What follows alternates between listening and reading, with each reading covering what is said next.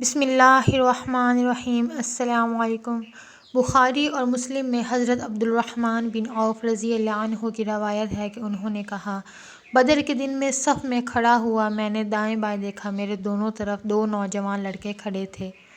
انہیں دیکھ کر میں مطمئن نہ ہوا۔ اچانک ان میں سے ایک آہستہ سے مجھ سے مخاطب ہوا کہ کہیں دوسرا نہ سن لے۔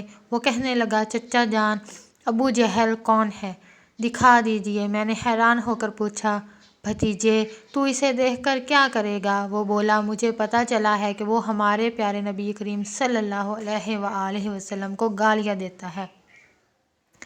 قسم اس ذات کی جس کے ہاتھ میں میری جان ہے، اگر میں نے اسے دیکھ لیا تو وہ میرا وجود اس کے جسم سے الگ نہیں ہوگا حتیٰ کہ ہم میں سے ایک مر جائے۔ اس کی یہ بات سن کر مجھے تعجب ہوا۔ اتنے میں دوسرے نے بھی مجھے متوجہ ہو کر یہی بات کہی۔ اسی لمحے اچانک مجھے ابو جہل نظر آ گیا۔ وہ اپنے لشکر میں بھاگا بھاگا پھر رہا تھا۔ میں نے کہا، دیکھتے ہو، وہ ہے تمہارا شکار جس کے بارے میں تم مجھ سے پوچھ رہے ہو۔ یہ سنتے ہی وہ اپنی تلواریں لے کر ہوا ہو گئے۔ جاتے ہی تلواریں چلائی اور اس کا قاطیہ پانچا کر دیا۔ پھر بھاگتے ہوئے رسول اللہ صلی اللہ علیہ وآلہ وسلم کی خدمت میں حاضر ہوئے۔ آپ صلی اللہ علیہ وآلہ وسلم نے پوچھا، تم میں سے کس نے اسے قتل کیا؟ ہر ایک کہنے لگا، میں نے قتل کیا۔ فرمایا، تم نے اپنی تلواریں صاف کر لی ہیں؟ وہ کہنے لگے، نہیں۔ رسول اللہ صلی اللہ علیہ وآلہ وسلم نے دونوں تلواریں دیکھی تو فرمایا، سچ کہتے ہو، تم دونوں نے قتل کیا ہے۔ لیکن پھر آپ صلی اللہ علیہ وسلم نے ابو جہل کا ساز و سامان عمرو بن جموح کے بیٹے معاذ کو دیا۔ یہ دونوں نوجوان معاذ بن عمرو بن جموح اور معاذ بن عفرہ تھے۔ طبری میں ہے کہ ابو جہل ابھی تک مرا نہیں تھا کہ بلکہ موت کے انتظار میں تڑپ رہا تھا۔ جب معرکہ بدر اپنے اختتام کو پہنچا تو پیارے آقا صلی اللہ علیہ وآلہ وسلم نے صحابہ کو حکم فرمایا، ابو جہل کو تلاش کرو۔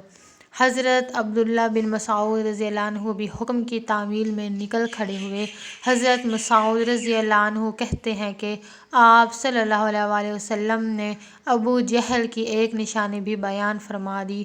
آپ نے فرمایا، اگر تم مقتولین میں سے دیکھو اور ابو جہل کو نہ پاؤ تو دیکھنا اس کے گھٹنے کی جگہ زخم کا نشان ہوگا۔ نشان اس طرح بنا کہ ایک مرتبہ میں اور ابو جہل عبداللہ بن جدعان کی دعوت میں گئے۔ ہم دونوں لڑکپن میں تھے اور میں اس سے ذرا دبلا تھا۔ وہاں کچھ معاملہ ہوا جس کی وجہ سے میں نے اسے دھکا دے دیا جس سے وہ زمین پر گر گیا۔ زخم تو بھر گیا مگر زخم کا نشان باقی رہ گیا۔ ابن مسعود رضی اللہ عنہ بیان کرتے ہیں کہ میں میدان میں جا کر کافروں کی لاشوں کو پلٹ پلٹ کر دیکھتا رہا۔ مجھے ایک جگہ خون میں لت پت ابو جہل نظر آ گیا۔